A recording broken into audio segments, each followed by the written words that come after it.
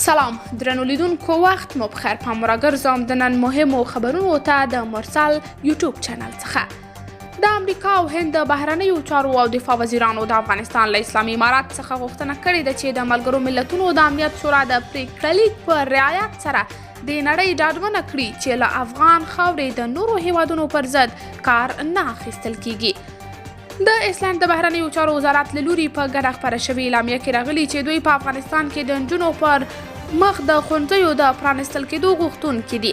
په دې اعلامیه کې د ډنمارک، فنلند، استونیا، یونان، جورجیا، لیتوانیا، ناروی او نیوزیلند لومړي وزیرانو او ولسمشرانو له افغان حکومت غوښتي چې افغان نجونو ته د زده کړو او کار فرصت برابر کړي او اجازه ورکړي چې د خپل هیواد په آبادولو کې ونډه واخلي. دوی ټینګار کوي چې افغان نجونې د ښوونځیو ته لاړې شي، بشري حقونه یې د رعایت شي او د ټولنې ستره برخه وګړي دې له علم او پرمختګ نه راګرځول کیږي. تر دې وړاندې ګڼو نورو هیوادونو هم له افغان حکومت غوښتي چې د نجونو پر مخ د ښوونځیو دروازې په بشپړه توګه پرانیزي. د افغانستان د کانونو او پټرولیم وزارت څرګنده کړې چې دغه وزارت هره ورځ 200 ټنه خام تیل استخراجوي او غواړي 10,000 یې داوطلبۍ ته وړاندې کړي. د هنلي انډیکس ویبپاڼې په تازه درجه بندۍ کې د افغانستان پاسپورت د نړۍ د بې اعتباره پاسپورټونو په سر کې راغلی دی. دغه ویبپاڼې ویلي پر افغان پاسپورت د نړۍ یوازې 26 هیوادونو ته سفر کېدلی شي. تر افغانستان وروسته د عراق، سوریه او پاکستان پاسپورټونه تر ټولو بې اعتباره بلل شوي دي.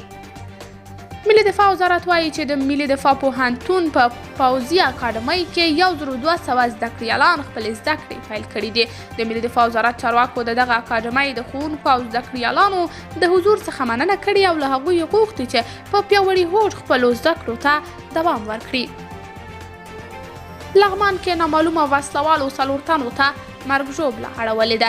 ځایي مسؤلین وایي د دغه ولایت اړوند مهترلام ښار کې د شخصي دښمنۍ له امله نامعلومه وسلوالو په برید کې 3 تنه وژل شوي او یو بل یې ټپي دی. د دوی په وینا تر اوسه یې د پیښې په تړاو څوک نه دي نیولي، خو د نیولو هڅې روانې دي. د سویلي وزیرستان په انګورډه کې د پاکستاني پوځ او وسلوالو ترمنځ نښته کې د یوه پاکستاني قومندان ترڅنګ 2 سرتیري وژل شوي دي.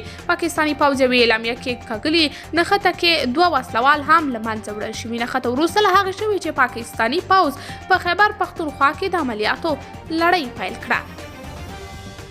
کابل کې د کاناډا سفارت 50 تنو ساتونکو په یو ویډیو کې پر خپل حکومت غږ کړی چې له افغانستانه د وتلو اسناد ورته برابر کړي.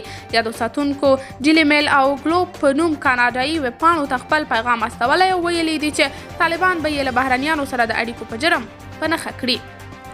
نیویارک ټایمز ورځپاڼې ویلي افغانستان کې د اسلامي امارت د واک په لومړیو 6 میاشتو کې د مخکیني حکومت 490 پوځیان او کارکوونکي وژل شوي او یا هم لا درکه شوي دي. د یادې ورځپاڼې په راپور کې د پخواني حکومت د نظامیانو او کارکوونکو پر وړاندې د طالبانو بریدونه قصدي ښودل شوي دي. قدرمنو لیدونکو دا و د نن ورځې تازه، دقیق، مهم او وروستي خبرونه. تر بیا د الله په امان.